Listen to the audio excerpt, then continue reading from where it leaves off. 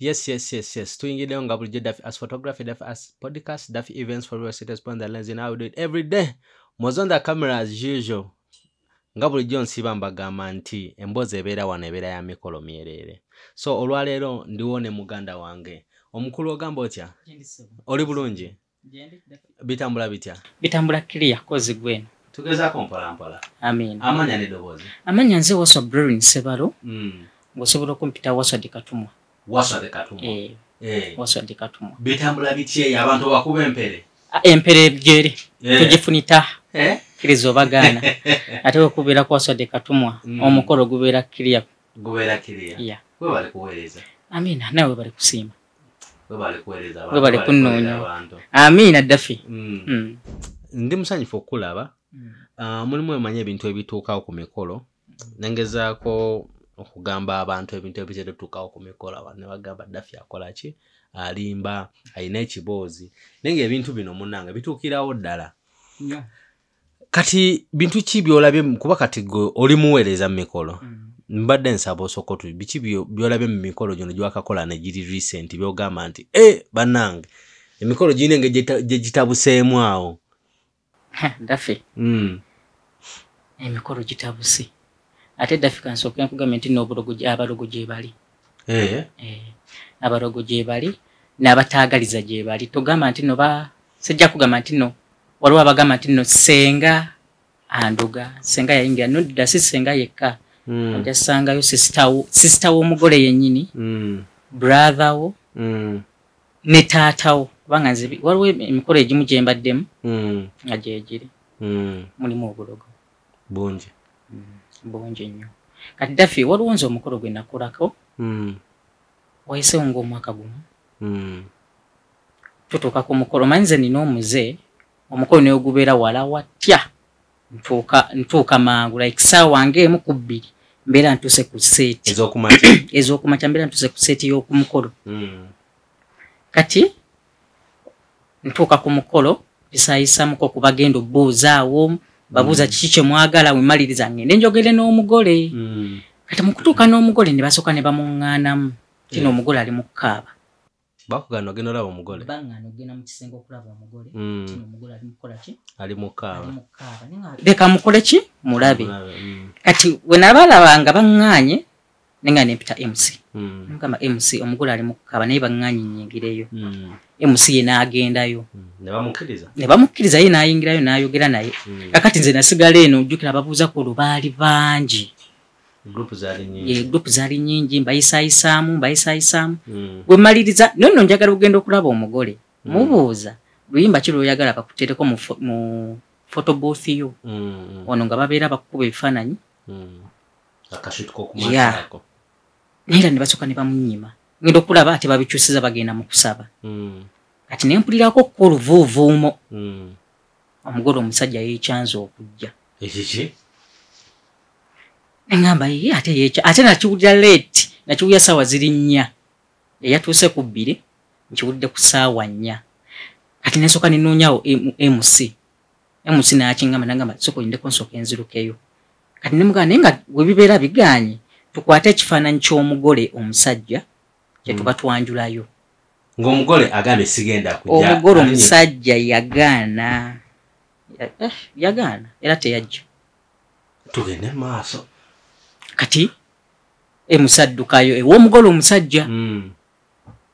Abeerayo kati nze ndi eno ntereeza mugole mugamba mugole sooka obeerekaawo agenda kujja nga omanyi tubeerawo awo okugumyagumya omugole naye nga waliwo dda abamumazeemu dda amaanyi bano abamubeerako bano abamuliko basisita be abamu basenga be nobayo ze waabeera awange sigendayo sifumba nemugamba nedda agenda kukola ki kujja teyajja ssaawa zaatuuka ssaawa 10 ne basaavinga abeewaka emmere abantu ab'okukyala emmere kati MC n'asooka n'ankubira essimu n'aŋŋamba wasomanyi omugole yeekyanza okujja nemugamba nsonga ki Jawa.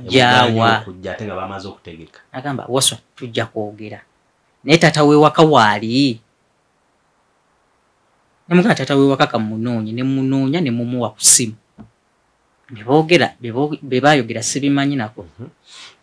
kati omukolo gutuuka ku ssaawa 11 abako bajja naye omukolo mukulu teyajja bali abasigadde bajja emusayina engeri gye yakifumbamu like aleme kuswala neera nga already bakoze eki byaswadde dda abantu babiwulidde babitegeera abantu babitegedde nti omukolo tagenda kukola ki kujja kati n'akifumba ne batuuka awo kiro ssaawa zaali 11 bwe baatuukira bagenda mu kulya mu nnyumba ate tebajja kubanga abako balina kujja 10 abako bajja nga 30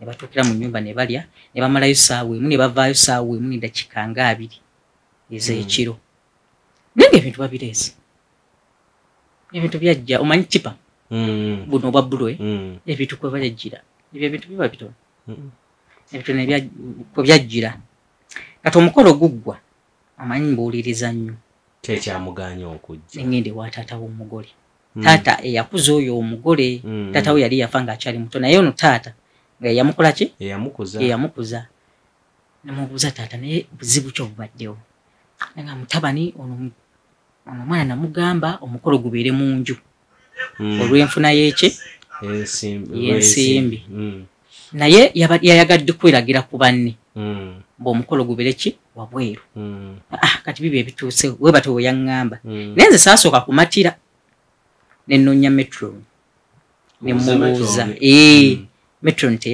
talina kye yaŋŋamba nga buli omu agamba bibye kati we natuuka ku maama nga ne maama akola ki aŋŋamba bibye neŋŋamba wayi kaneesigaliza MC nengende wa MC nemubuuza MC olowooza ki ekyagaanya omugole omusajja okukola ki okujja kubuko nangamba waswa amalogo gyegali ekiki kyeyaŋŋamba kyokka amalogo gyegali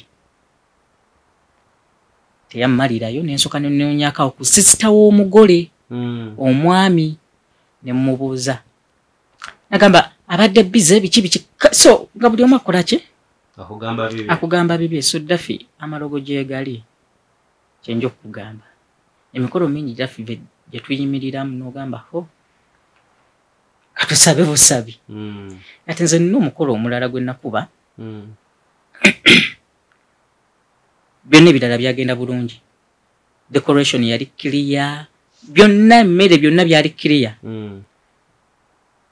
owa makeup wali obaddeko Daffy nze ndi katumwa oli photographer naye nga nyingira mu mulimu gwo njagala okulaga nti nno mmanyi nnyo tokola kino tebamukuba we bati kifaananyi akole bw'ati ntuuka omukolo ŋŋendayo MC eyanfuna neŋŋenda naye atutuuka ku mukolo nga byonna biri kiriya ŋŋenda neŋŋamba ababuuza after ababuuza ntuuka ku mugole mubuuza yenze katumwa mukole nga ali bw'atyo zavuddevuddeko dda omanye ebintu by'abagole kumbe eyazimuggyeko bano abantu abamubeera ku gundi okumpi waliko sisitawe nga tamanyi mikolo amuwa magezi kuliko owa makeup ye makeup yali mulungi okwambaza yayambaza bulungi naye ng'ayagala okulaga nti nno yenze ensinga yabitegeera baali bagenda nakwekuba ne MC by the way owa makeup nga MC agenda nakulwana nkugambye baali bagenda kwekuba ensonga eva ku kyoku baagala okulwana time etuuka wano bamaze okubuuza tufulumiza peyi ez'okubuuza zonna ziwedde peyi ezo ziggwerayo ku balenzi kati peyi eddako yeyabasenga kati jjukira wano ba MC babira bamukwaniriza nsonga biki ndyeno tegeka basenga bagende wali we babayita tugende nabo owa makeup ng'agamba senga si yagenda omugole omukyala yafuluma nengamba nedda bannange nemutuuza nemugamba mami olaba senga kasooka afulume wekirina okuba omugole alyoka akole ki ajje kubanga kati senga yina nnyini mukolo guno kati omugole waanaafuluma nga senga tanabafuluma senga waanaafuluma ng'omugole amaze ofuluma n'abeegana nti naababako tabamanyi nagamba nedda twagala ka surprise kaffe omugole akubeko ka surprise omwami we then amala akomewo namugamba nedda kye tuba tukola wali katusooke senga kasooke ebirala byonna bigoberere nagagenda mpitire MC neŋŋaana kati yali aze ne bodyguard akuuma omugole kati we yamuleeta n'agamba bodyguard eno mpitire MC ng'agenda ayita MC nga MC abimunnyonnyola MC n'agamba nedda bannange tugende obudde bwakoze eki n'agamba oba muba balonze wabikiyerere nga obimanyi ebigambo binene byesitajja kwogera wano kakati nga MC zivaako tamutemya oluyi gundi ye yataasa owa security eyali akuuma ku mugole wuyo n'agamba nti no mugendere ku program gye mbawadde naye nga ebyo byonna biri mu nju ebyo byonna olutalo lwo lwonna lwali mu nju terwafulumako ko wabweru kakati olutalo lufuluma wabweru senga afuluma senga mu kufuluma byonna byonna babikola senga tumugamba ddayo okyuse bamugamba emusa mugamba ddayo leetani muwalawo senga nga taganira ku gundi taganirawo ku mukeeka ngagamba mu baasa gye bamuwadde temala yaganirawo era bako baazeesunda ngagamba nti baasa gye bamuwadde tekola ki lwakuba waŋŋaanya okumenshoyalenga ki ebitundu bali baddeyo gwe kennyini basa gye bamuwadde temala era baazisonda bamuleetera basa zaali 2 eyasooka ne bongerako meka ne bongerako basa endala 2 n'alyoka akkiriza n'agenda n'akyusa n'agenda n'aleeta muwalawe senga alina okukyusa omanyi basenga abo batutawaanya nnyo bagamba bo baagala era babeera n'egundi gomeseezezi 2 bakyusa ate ddala wano mu ssaawa y'okufulumya omugole omukyala bakyusiza sirabawo nagondi awo nsonga lwaki senga akyusa mwattu ennaku zino bakyusa nagala luno olugoye lwenfulumiddemu siruddiramu wabweru kkiriza obagana nga mulina mukola ki kati makeup artist tata okuba makeup artist oluyi tata MC kyava kuki like angambe musango kusalirane bwe mukulabako ebintu makeup artist jukira yali anyiziza yali tanyiziza nze nzekka era anyiziza MC omufumbi n'owa kamera ba photographers abo kati photographer yatuuka late nga we bamugamba yeyongere yabula n'atuuka late naye nga mu kutuuka late alina okuba omugole ebifaananyi ya kati yatuuka abantu bonna batudde abasinga ab'okukyalo bonna bakoze eki batudde kati we yatuukira ayingire mu nju akuba ebifaananyi akuba engoye z'omugole ebifaananyi n'amugaana namugamba watuuse late lwaki watuuse late neka bannange nabuze ekyo ekyengoye n'asooka n'akirika oli yali musirise nnyo n'avaayo natandika okukwata videos ezo n'antuma naga agenda ondetera omugole mukole ki mukube ku bifaananyi wano wabweru naŋŋaana wa makeup naŋŋaana n'agamba muleke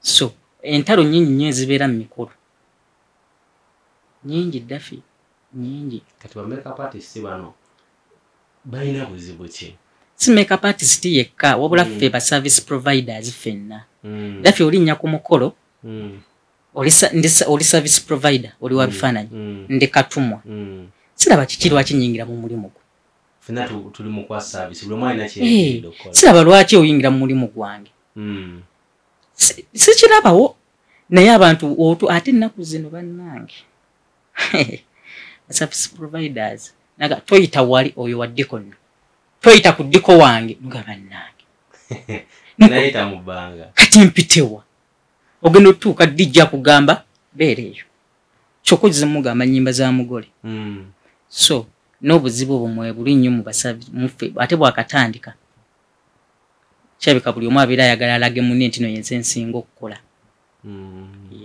naye nga si kirungi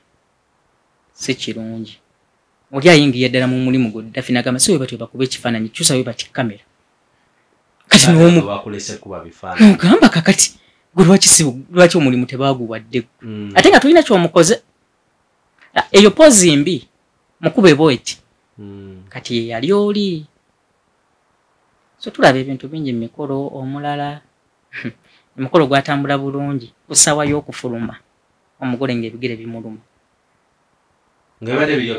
bibadde biryoke ebigere ne bimuluma tebyatandika nti n'okusawa y'okufuluma kwennyini wano nti lutu yabako eno saidi nabagenda obbuuza bwe byatandika ne bampita katuma agenda tuyitireko ku MC omugole akaaba ebigere bimuluma nenga ne mukuba akama MC n'avaayo n'ayingira mu nju kyokka nga omugole yateeseza nti bwe bamaliriza okubuuza senga wamaliriza okujjayo omugole nga tanaba muyingiza mu nju omugole abadde ayagala kukola ki kufuluma nga wekiri programu weeri awo nga ne mutegeeza nagamba manje tuba tukola tukyuse senga ayingirize eddala ki omugole omwami bamuzaale after ono mukuzaala kyabika bijja bera bikoze eki bikendeddemu afulume awo ne bikenderamu katono yafuluma luutu egyo luutu emu gye yafuluma teyaddamu nti n'okufuluma fuluma ate yafuluma wano nga baleeta birabu n'atuula eyo sooka ove eno ya morning shoot eno eddako eyo ate n'obudde bwali bugeeze n'atuula awo era ng'omulaba ebigere bimuluma omukolo we gwagwa ne bitereera awakanya nga naye tamanyi lwaki bimuluma baasigasigako kaawe nga omanyi mami we yajja n'amusigako gaawe eddagala biki awo byali bitereddemu wano mu kufuluma naye era wano mukuba ebifaananyi nga gamba ab'ebifaananyi sagala kuyimirira kantuule era ng'omulaba ebisinga byonna bamukubaatudde ne wano mu kufuluma wano mu kutambula agende wali atule ku ntebe y'omugole ye ne bbaabu teyagenda yasigala eno ku photo booth ebintu byonna ne bigenda bwebityo so daffe tulaba ebintu bingi naye lwakusirika ate kati mwe ba service providers abamu kyabika mulabako bitono naffe bakatumwa ffe tutuukira ddala mu kisenge n'owulira nga oyagala nakaba n'amaziga nogamba omugole ki kino kyayitamu daffi abantu balina oli kati yali akwata ngoye za mugole wano mu kufuluma bali mu kuba bifaananyi bantuma omwana yali alina bebi we omugole nga gamba katumwa geno nteteeko ku bebi wange ng'ali mu nju kati nze noonya omwana simulaba nyingira we bati mu kisenge ngende ndowooze nti nali mu kisenge wano mu kuvaayo omugole yavaayo n'owa make-up agenda amukwateko bino challenge za TikTok ng'avuddeyo naye kati nze nyingira noonya omwana nzigulawo oluggi bwe bati omwana simulaba kumbe ono waliwo omukyala gwe nasisinkana mu kkubo muwala ng'akutte engoye gomesi naye saabifaako nnyo saabiteekako nnyo birowoozo omwana munoonya simulaba kumbe n'owa make-up naye ajja ono ayitira mu manju ate n'owa make-up naye ali mu kuyitira mu manju bwe bati akole kyayingira ajja akuuma engoye agenda okulaba ono ate akutte engoye z'omugole jjukira bo babeera bazimanyi amubuuza zino engoye ozitwalawa nasooka neyeebuzaabuuza engoye ozitwalawa kati amukwata we bati ono n'azisula n'amwekanyugako n'adduka kati neweebuuza engoye z'omugole abadde azitwalawa ekyatuyamba yazisuula ku gundi nga ku veranda tezaddugala ate zaali mu kigundi mwezi engoye mu kiveera bino zaali ziraga kubanga mwaliko ko nekya white nga ziraga nti neno gomesi n'azisuula awo n'adduka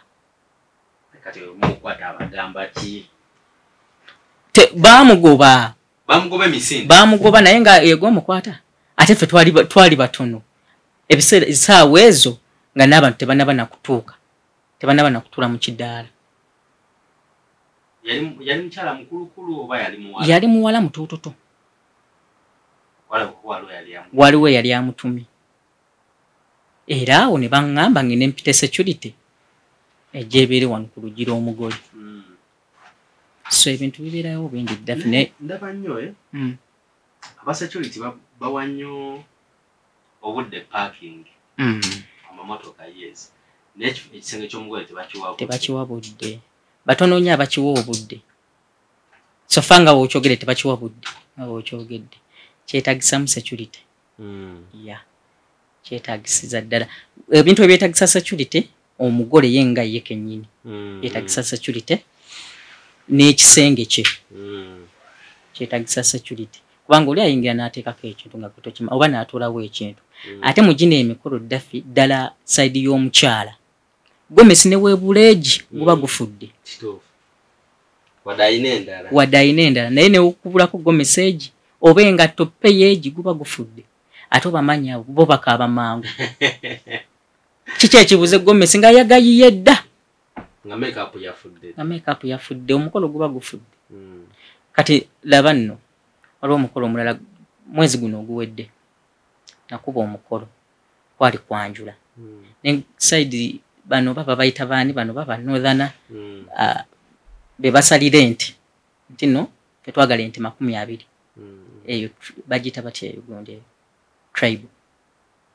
waliwo tribe eyo gye basalira ente nti no fe mugera tuwa ente kati bo bali ne babasalira ente zaali 18 ne basalawo nti no bo bajja sobola ente mmeka 15 ne bawaayo ssente ne omuwala n'ayagala okigezaamuko katono nange kankuleyo ku kinene ku mukolo jukira bo babeera bagyekolera ssente weeziri nga bayita meeting ewaabwe bagamba gwe tusooka otunulira Waddiko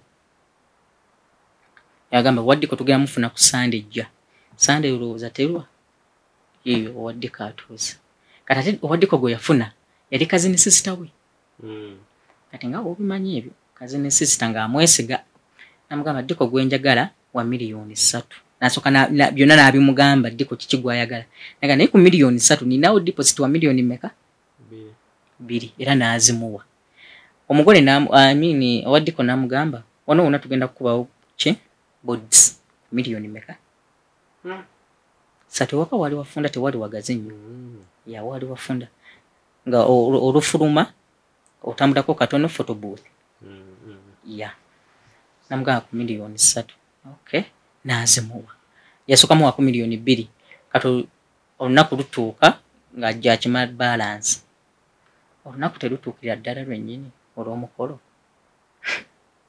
yamuleetera yenkera nga gwe mukolo yamuleetera obutebe bwabako namuleetera boards ze bagenda okukuba ku gundi mu tenti y'abako namuleetera ne round table namuleetera n'obutebe obulala teyaleetako tenti namulekerawo n'abavubuka bameka ab'okutimba essimu n'agijjako kati nze ntuuka ku mukolo yantwala nali simumanyi MC yanjijjako ku TikTok tugenda ku mukolo ntuukayo bulungi natuukire twayita miryango manju ntuuka bulungi nnyo njogereko n'ababuuza maliriza okwogera nabo ngenda okuwulira bano basisita b'omugole bali mu kuyomba twakugamba Waddiko mujja ku TikTok oyo kati otolaba bye ssente zo ngenda ofulumako wabweru bannanga wadde naawe newobeera Daffy n'otunulako nga Diko yamusedda ng'omugole amaziga yakaabye dda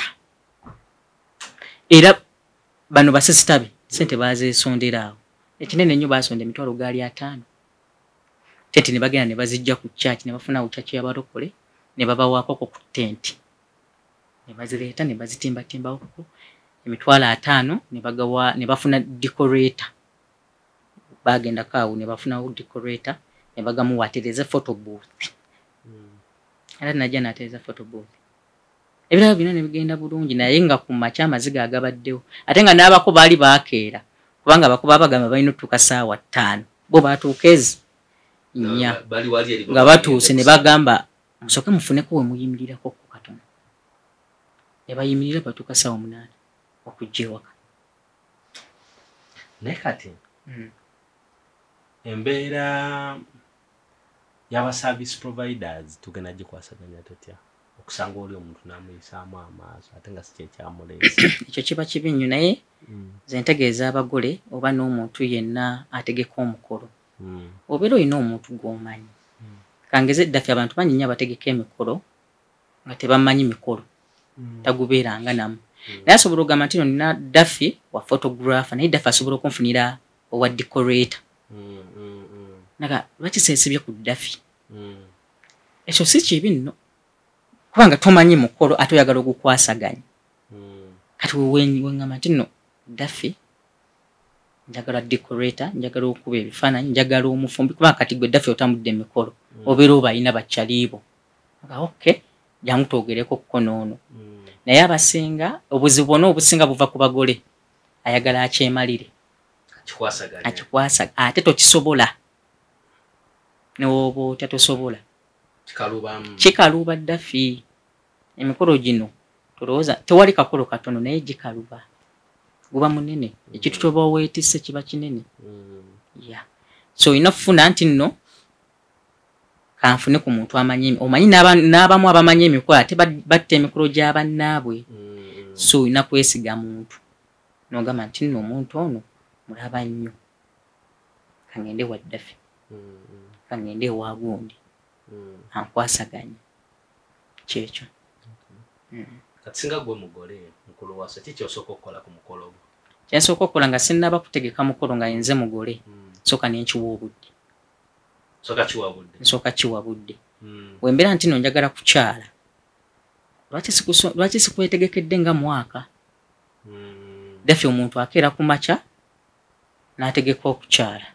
n'akola budget bulungi nnyo ye nga ye nga talina mwode n'ennusu eki naye wengamba nti ngenda kukola okukyala ninawo miliyoni zange 5 mbeera ninako bwendi okitegeera Daffy naye oli akeera oba kale oba Daffy nkikugambe nti ati no nga tonnaba kukola decision yagamba nti ngenda kola sooka obeeremuko n'akasenteko obuzibu abantu bwe basinga okukola basooka kukola budget ne balyoka banoonya ssente ogenda otunuulira we bati budget wano ogikola kibeera kyangu miliyoni 7 zijja kumala ng'owulira miliyoni 7 ate nno bazirinze mu bannaabwe kume n'omuntu goleetedde budget naye alina ebizibu naye ogamba nti ngenda kukola okukyala oba ngenda kukola okwanjula oba mbaga mu bannange saagala bamenya nnyo ninawo miliyoni 8 bajja kugamba ayinawo naffe katumwongerezeeko oli aleeta omutwalo oli aleeta ebiri oli aleeta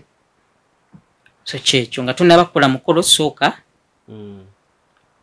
bakiyita batya sooka obeeremuko n'akasente oli okola omukolo kati olowooza omugole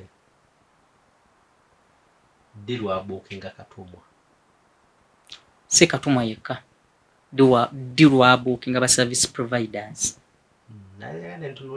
okay katumwa nga ggwe akusoosa akubuzeekamu awakati oba akusembera ku last minute olina okunsoosa first of all kati tolina kunsoosa olina sooka funa decorator after decorator wa mmere kati funa sawundi lowooza ku katumwa ebyo kasita obifuna nti no nfunye owa decorator nfunye ow'emmere n'owa sawundi kati kandowooze ku katumwa kyekyo naye lwakuba abantu abasinga okukubira simu koolo waswa nina mwana sooka oddukeko wano muganda wange bintuddemu ate nga naawe olina omukolo abasinga ffe batubuukinga nga obulayo nga myezi 7 kati nina okwanjula mu gw'omunaana oli yambuukinga mu gwa 6